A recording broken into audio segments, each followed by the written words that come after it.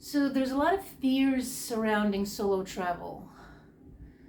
Sometimes people worry in advance about things that may or may not happen. I think it's very common to worry about worst case scenarios, or sometimes even scarier than a worst case scenario is a scenario you can't even identify. You just fear that something out of the ordinary is going to happen. You're not going to know how to respond. And of course, so we worry preemptively, but I think we also worry about, what if I get there and I'm scared all the time? How do I know when to relax, and how do I know when to be alert? And these are all very reasonable things to ask oneself, because it is good to be prepared. Solo travel, any kind of living worth living comes with risks. And this world has its good sides, but it also obviously has a lot of dangerous sides. Human beings are notoriously unpredictable when it comes to going off the rails. I mean, anything can happen out there, right? And some people get really freaked out by that, and that's okay, because they're not wrong. Anything can happen. The idea is to, first of all, get a grip on your vague fears. In other words, don't stress out situations that are up in the air, right? Don't go into any experience really fearing that something's gonna happen. What if something happens? People frequently say, and you're like, something like what? They're like, I don't know, something bad. So these, while it's understandable, while that we fear the unknown, it's kind of built into our wiring a little bit. We also have to, I think, talk ourselves down from that ledge, because nothing is happening. You're freaking out in advance about things that may or may not happen, that you can't even identify. That is, as someone who's worried about all kinds of things in my life, I gotta say that's one of the biggest wastes of time and one of the most counterproductive things to do, because you're not worried about anything of substance. You're just worried about the what ifs, and there's literally countless of what ifs out there, right? Life is full of surprises. Chances are you'll be okay. So you have to tell yourself that, you take daily risks. You drive places, you walk places, you do stuff. A piano could fall on your head out of nowhere, but you don't spend your time worry about, what if I leave the house and a piano falls in my head, right? Even though that's technically a possibility, a pretty cartoonish one, but it's not out of the realm of the impossible, right? But the thing is, we and the piano is not impossible but not likely, whereas getting into a car accident is actually quite a common thing. But if we psych ourselves out about the potential accident that we might potentially get into, we'll never leave the house. And you got to take the same approach to leaving the country or leaving your comfort zone in general. You can't worry about nebulous fears, okay? If you're gonna be scared of something, be scared of something you can point to and see.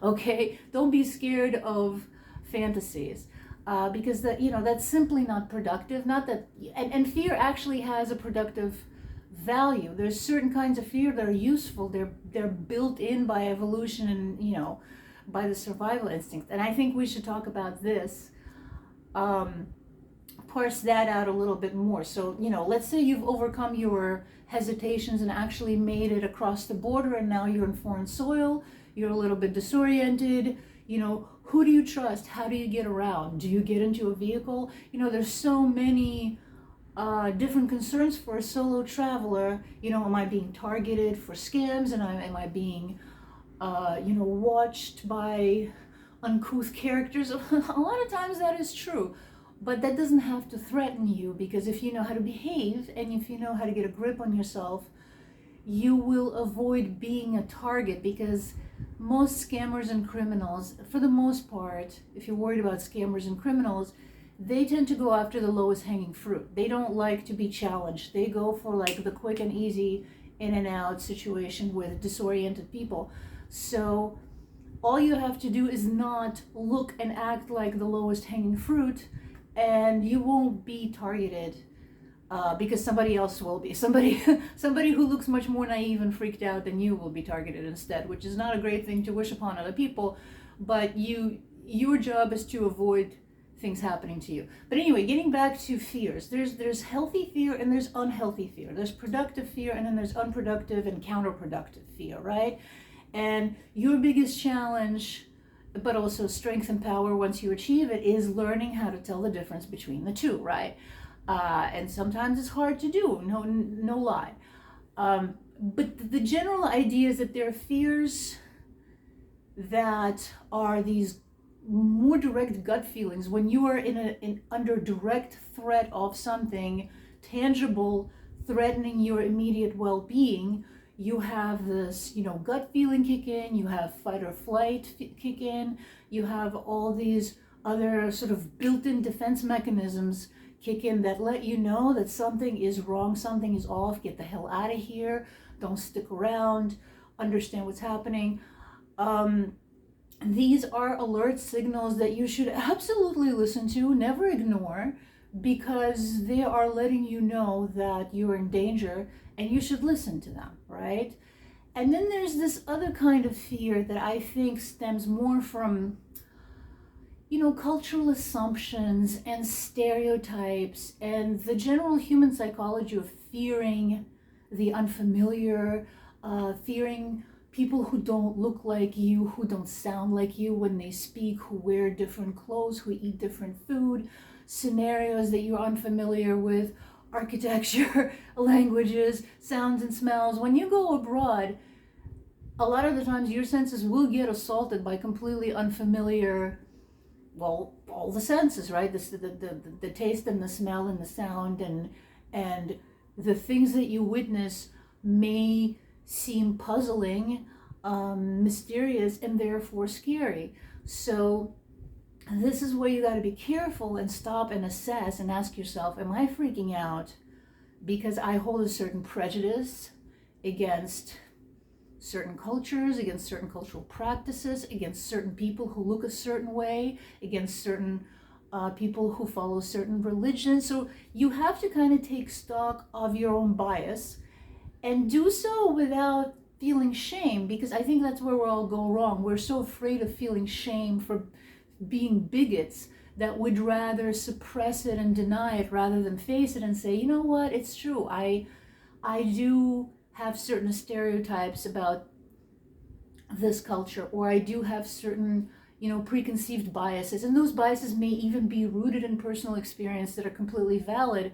Nonetheless, you have to stop and kind of, check yourself before you wreck yourself when it comes to expressing your, xenophobically rooted phobia of people and phobia of new things, mixing that up with an actual threat and then responding, expressing yourself in offensive and obnoxious ways, right? So those are the two.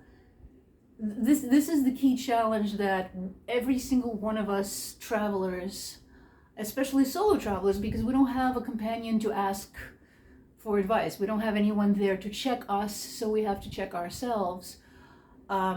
Which I personally think, it's a better deal because you're in control of the situation. You don't have to take somebody else's word for it. You can, if you have enough self-awareness, you can be like, am I freaked out because I just don't know what's going on and my brain is going into, crisis mode, but there's nothing technically threatening me right now. I am just confused and disoriented, and that my brain translates that as fearing specific people or specific situations, and just, your nervous system gets jacked and you just kind of start panicking and seeing everything around you in a negative light or as a potential threat. So look, a lot of how you learn to distinguish the difference is through experience, right? Like you got to go out there, you got to travel. It's a very tricky balance, right? You don't want to be too much of a bigot, but you also don't want to be so freaking afraid of being a bigot that you're going to pass up on an actual fear that's telling you to run for your life, and instead you're like, well, I don't want to misread the situation, so let me stick around. And you see, it's a very, very, very tricky balance, right? So to not overreact to things that are not threatening, but also to not underreact to actual threats. And in my case, I've definitely, I've learned things the hard way. I've learned things by just traveling my whole life, by getting myself into all kinds of messes, and by retrospectively in some cases gauging like what did my reaction indicate? Was I right to be afraid at that moment, or was I imagining things, or things more dramatic in my head? In my particular case, unfortunately or fortunately, for better or worse, I've actually been accused of lacking healthy fear. I have been told multiple times, especially when I was younger, that I was routinely putting myself in dangerous situations. So my challenge was to learn to listen to that gut feeling, but actually follow through with it, because I knew I was in danger. I just happened to be a young person, who was messed up and had a death wish, so I kept putting myself in dangerous situations. But it's not that my apparatus of telling me that I'm in danger wasn't working. It was more like, yeah, I feel unsafe. Yeah, I'm in danger. So what? I can handle it, or bring it on, or whatever my, sick logic was at the time. So I've had to repeatedly force myself to listen to that gut intuition, and also be like, okay, when it's telling me that I should leave, instead of sticking around and see what happens, see who starts shooting first. Like I had to teach myself to, put stock into that healthy fear, instead of just brushing it aside and being like, whatever, I'll make it, or I won't, who cares? We all have our challenges, right? I think some people, maybe more people, err on the side of being extra scared, more scared than less scared, right? In my case, I was always less scared than I should have been, which is fine. I made it so far. But I think for many other people who had healthier lifestyles than I, or maybe just came from, more sheltered backgrounds, but people do, I hear more about the things that people fear. I hear more about overblown fears than people doing what I did and just infinitely putting themselves in danger on purpose. I've gotten over it, by the way. If anyone's concerned, I'm okay. I don't do most of the things that I used to do, because I got bored with that too. That wasn't thrilling enough anymore. But I also just learned to feel really stupid every time I do that. Even when I survive and when I walk away unscathed, I'm always like, why did I do that? But anyway, enough about me. The point about fear is that don't be an all or nothing fear person, okay? There's going to be times when you feel fear that it's going to be very much to your advantage to listen to it. And there are going to be times when you feel fear, but if you make yourself aware of this difference, you will learn to start questioning the unhealthy stuff. Like it will snag in your mind. It's like, yeah, I'm feeling fear, but should I be? You will eventually develop, like fine-tune that instrument in there that can, with a much better accuracy, tell the difference. And that spares you all those unfounded fears. From a certain point on, you're just going to feel less fear. And on the rare occasion when you are in any kind of danger, you will know to trust the fear that you're feeling, because you know that it's a rare experience, and you definitely should listen to it when it does come up.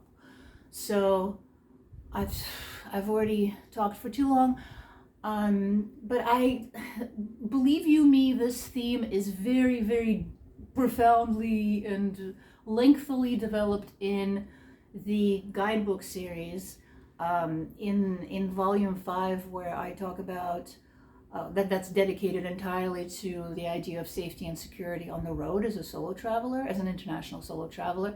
So I have like a book length amount more to say about how to manage fear, how to deal with various, the whole spectrum of slightly threatening to extremely threatening situations. I have a lot to say about it because I've been in any number of these kinds of situations. So I got a lot of, notes to impart on that topic. But for the time being, I just want to get across this idea that don't tell yourself that you're completely fearless, because you should have some healthy fear, but also don't go around being afraid of your own shadow, because that's going to keep you back. And we don't want that. We're travelers, we're free spirits.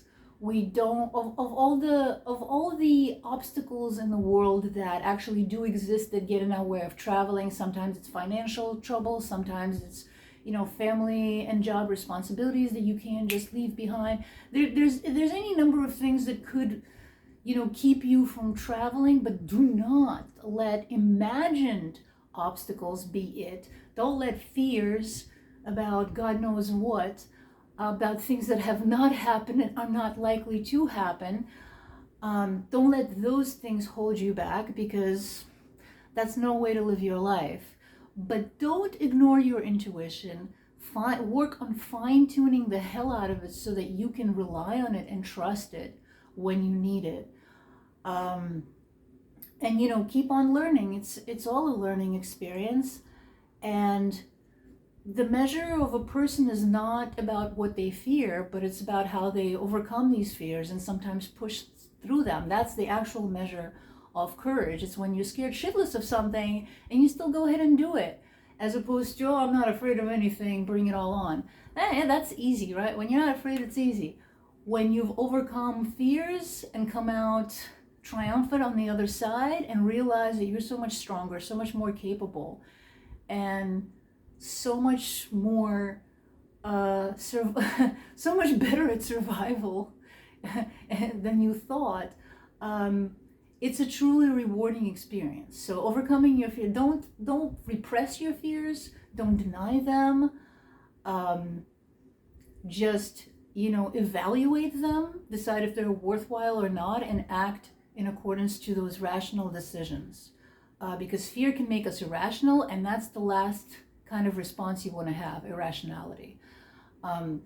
So hopefully that was helpful, and I will continue, now that I have my little setup, I will continue releasing videos and various topics that are of interest to solo travelers, inexperienced as well as experienced.